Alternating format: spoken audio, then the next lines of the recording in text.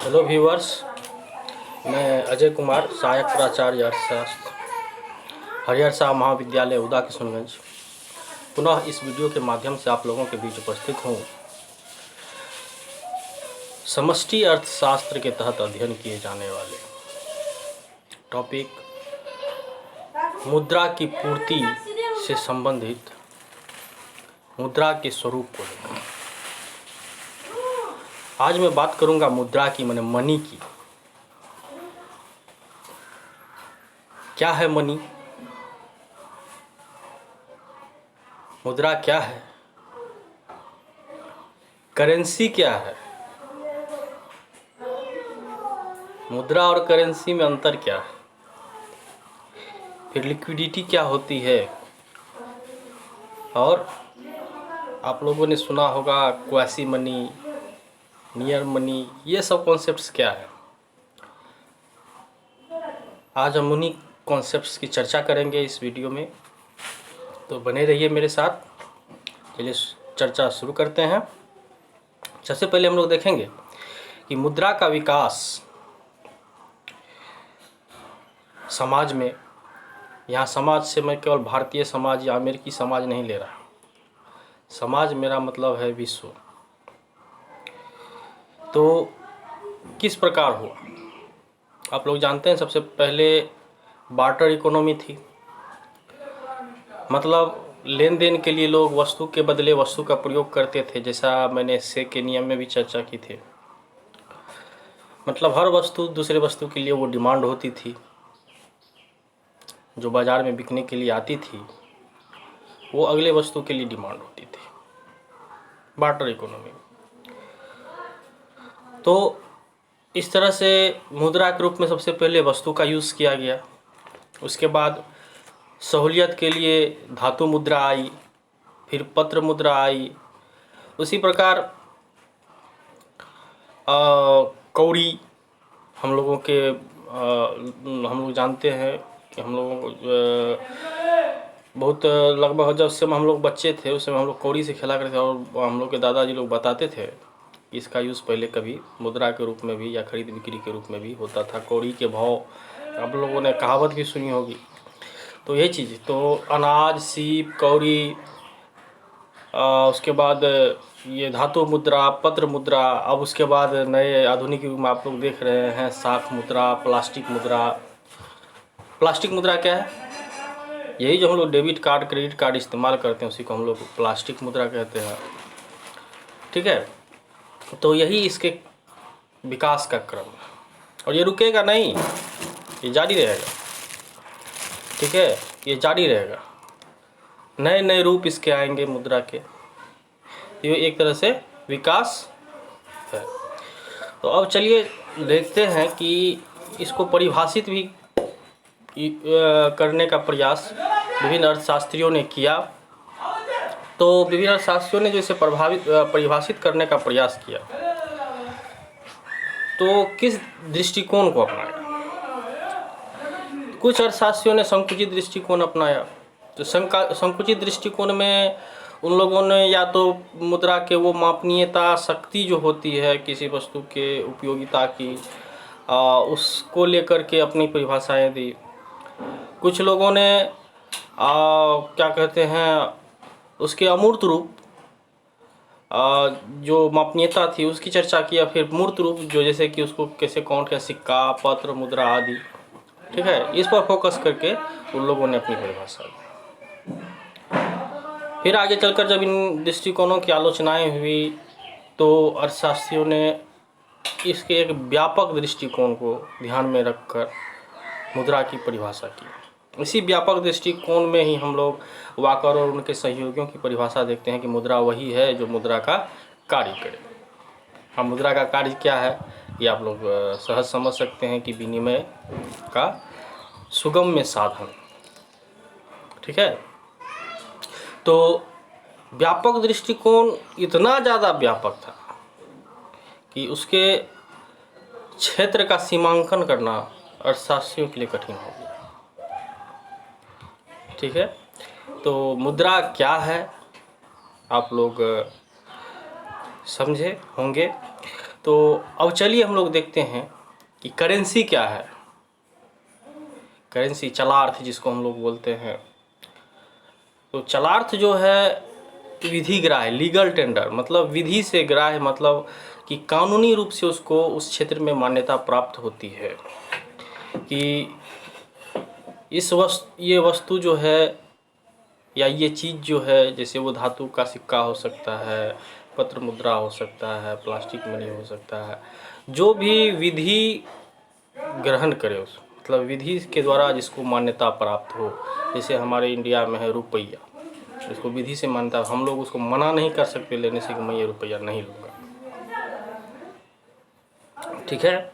तो उसको हम लोग लीगल टेंडर बोलते हैं, उसी को हम लोग करेंसी बोलते हैं।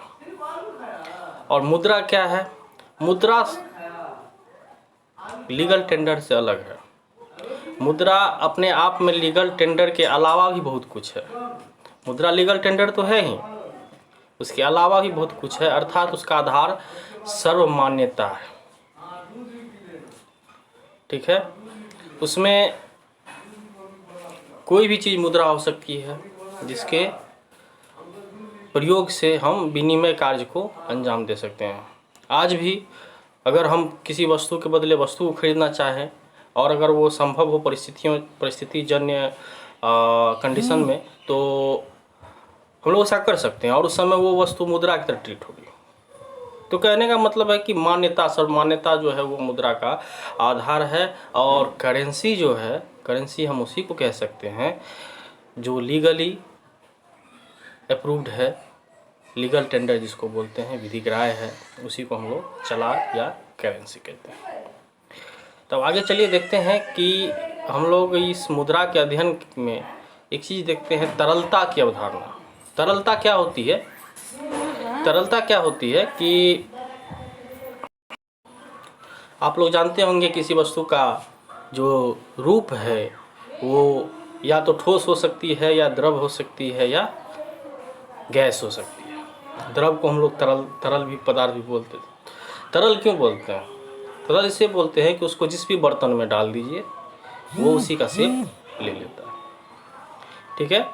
तो उस वस्तु को हम लोग तरल वस्तु बोलते हैं। तो मुद्रा में इस गुण का होना, ठीक है, ये गुण अनिवार्य गुण है मुद्रा में। जब तक वो वो तरल नहीं होगी। तरल का यह तात्पर्य है कि कितना इजीली उससे विनिमय किया जा सकता है, बिना कठिनाई के, बिना देरी के, ठीक है। नगद रूप में हम उसको बदल के उससे अपना विनिमय का कार्य, लेन देन का कार्य सुगमता पूर्वक कर पाएँ, वही तरलता गुण है। जो जितना सुगम होगा उसको उतना तरल मानेंगे, और जिसको नगद मुद्रा में बदलना जितना कठिन होगा उसको उतना कम तरल मानेंगे। तो एक नज़र यहाँ भी देख लेते हैं कि तरलता से अभिप्राय किसी परिसंपत्ति को, परिसंपत्ति जानते हैं आप लोग क्या किसे कहते हैं? एसेट। परिसंपत्ति उसे कहते हैं जिससे कुछ आय उपार्जन होती है, ठीक है। मतलब परिसंपत्ति का निवेश किया जाता है और उससे आय उपार्जित होती है, उससे हम लोग परिसंपत्ति बोलते हैं, एसेट बोलते हैं, ठीक है। इसमें आय उपार्जन क्षमता होती है। तो तरलता से अभिप्राय किसी परिसंपत्ति को बिना किसी विलंब या कठिनाई अथवा क्षति के नगद मुद्रा में बदल देने की क्षमता से है, ताकि इसका इच्छा अनुसार व्यय या निवेश किया जा सके, ठीक है। इस प्रकार जो है अर्थशास्त्रियों ने 3 जो है लक्षण बताए हैं तरलता को, उसकी तरलता की मात्रा अनुमानित करने के लिए कि कोई वस्तु कितनी तरल है मुद्रा के रूप में, कितनी जल्दी कन्वर्ट। तो वो क्या है? तो अल्पकालीन परिपक्वता, शॉर्ट टर्म मैच्योरिटी, नेगोशिएबिलिटी, बेचनीयता और विपन्नता, मार्केटेबिलिटी। कितना आसानी से हम उसको बेच सकते हैं, कितना आसानी से उसको बाजारीकृत कर सकते हैं, उसका लेन देन कर सकते हैं, कितना जल्दी वो मैच्योर हो रहा है, कोई भी अगर एसेट है। तो ये तीनों गुण को परखा जाता है किसी भी वस्तु की तरलता मापने के लिए कि ये वस्तु कितनी तरल है, और इसका उपयोग हम लोग लेन देन के कार्य में करते हैं। तो चलिए अब आगे चलते हैं, देखते हैं कि क्वासी-मनी या अर्ध मुद्रा क्या है। तो अनेक प्रकार की तरल परिसंपत्तियां जिसे स्पष्ट रूप से मुद्रा नहीं कहा जा सकता, तरलता का गुण रहने के बावजूद उसे अर्ध मुद्रा कहते हैं। ठीक है, मतलब ऐसी परिसंपत्तियां जिसे हम मुद्रा नहीं कह सकते, उसे हम लोग क्या बोलेंगे, सन्निकट मुद्रा, क्वासी-मनी या नियर मनी। वैधानिक रूप में मुद्रा न होते हुए भी मुद्रा के समान होते हैं, क्योंकि इन्हें मुद्रा में कुछ शर्तों के अधीन बदला जा सकता है। ठीक है, जैसे फिक्स डिपॉजिट है। अब फिक्स डिपॉजिट है, मान लीजिए आपका 5 साल का फिक्स डिपॉजिट है। आज आप जाओगे बैंक तोड़ने के लिए, आज चाहते हो कि उसको मैं नकद कर लूँ, कोई काम कर लूँ, तो हो सकता है कि आपको कुछ पेनाल्टी देना पड़े। आपको अर्न किए गए जो इंटरेस्ट है उसमें से कुछ भाग, कुछ हिस्सा उसका छोड़ना पड़े। ट्रेजरी बिल है, एनएससी है, ठीक है, इन सभी प्रोडक्ट को इन सभी एसेट को आप कुछ शर्तों के अधीन मुद्रा में परिवर्तित कर सकते हो, लेकिन ये उतनी ज़्यादा लिक्विड नहीं है जितनी की मुद्रा है। ठीक है, तो ऐसे मनी को हम लोग क्वासी-मनी या नियर मनी कहते हैं। उम्मीद करता हूं कि रुपये से संबंधित मनी से संबंधित, मुद्रा से संबंधित इन विभिन्न अवधारणाओं को आप समझे होंगे। आज के वीडियो में इतना ही। धन्यवाद।